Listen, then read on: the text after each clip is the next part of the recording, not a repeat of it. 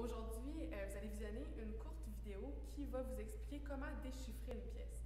Donc, la vidéo, c'est plus axé sur le déchiffrage au piano, mais vous pouvez évidemment vous en servir pour déchiffrer à d'autres instruments.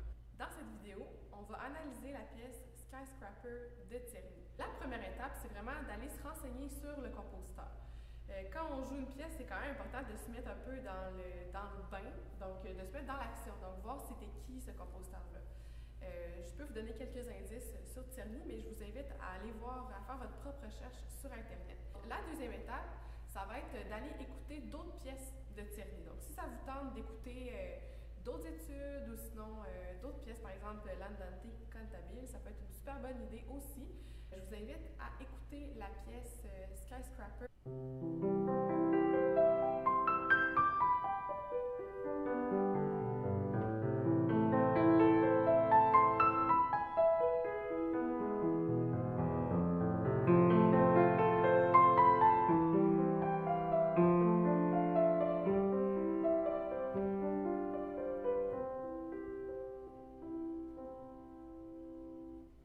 Ensuite, je vous invite pour la quatrième étape à trouver l'armure dans la pièce. Donc, trouver c'est quoi la tonalité de l'œuvre.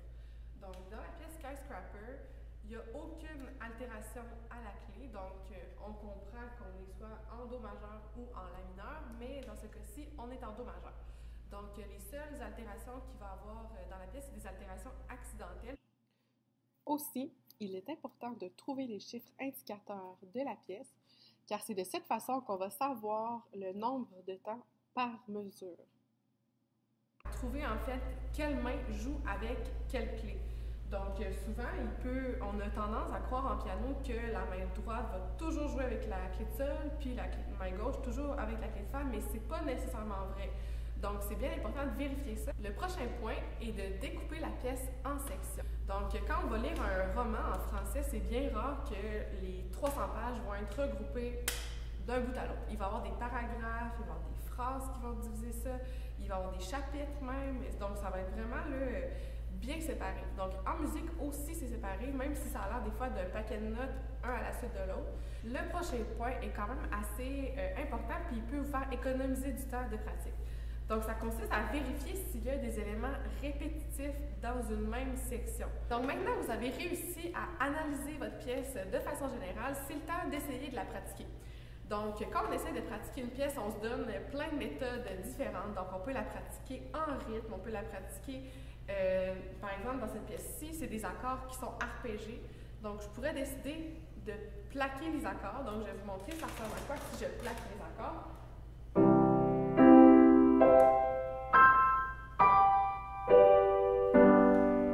Etc. Donc, ce que ça fait, c'est quand je plaque des accords, ça fait en sorte que je visualise tout de suite l'accord que je vais jouer, donc ça va le rendre beaucoup plus, ça va être beaucoup plus efficace dans le fond, parce qu'au lieu de voir une note à la fois, je vais le voir comme une chose à mémoriser, donc c'est beaucoup plus facile. Dans une autre pièce, je pourrais me dire, OK, j'essaye une main à la fois. Dans cette pièce-ci, je ne vous le conseille pas vu qu'il y a beaucoup de croisements de mains, mais dans d'autres pièces, ça peut être très, très, très pratique. Donc, ensuite aussi, comment est-ce que je vous suggère de faire, vu que c'est divisé par petites phrases, donc c'est à chaque fois que vous pratiquez, c'est de réussir un passage 3 fois de suite. Quand vous pratiquez, n'oubliez pas de vraiment prendre compte de toutes les articulations, toutes les nuances qui sont notées dans votre partition. Par exemple, dans la pièce Skyscraper, on voit clairement qu'il y a des accents à certains endroits. Il y a aussi des nuances qui sont indiquées, par exemple, mezzo, forte, piano. Il y a même une marque à la fin qui est écrit ritenuto, donc ça veut dire qu'il faut retenir le tempo. Donc c'est toutes des petites choses en fait qui rendent la pièce plus musicale, puis vous pouvez la rendre aussi plus personnelle de cette façon-là en ajoutant des nuances. Je vous souhaite d'avoir beaucoup de plaisir quand vous pratiquez.